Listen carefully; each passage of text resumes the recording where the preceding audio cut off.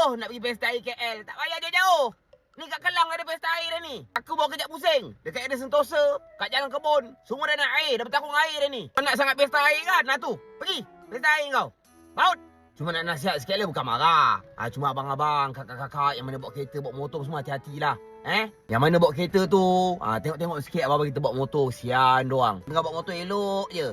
Peras air. Dia kata, aku tak pergi pesta air pun kena air. Tengok sikit jalan. Kalau rasa tak confident, jangan. Tadi aku tengok pun dari kereta sangkut dah. Kalau rasa kawasan tu agak-agak macam dalam sikit, tengok air dah mula tinggi, jangan berani-berani lah. Kereta kita ni kereta biasa.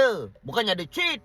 Ni bukan macam main GTA. Boleh tekan-tekan cheat. Jalan atas air. Jalan tak boleh.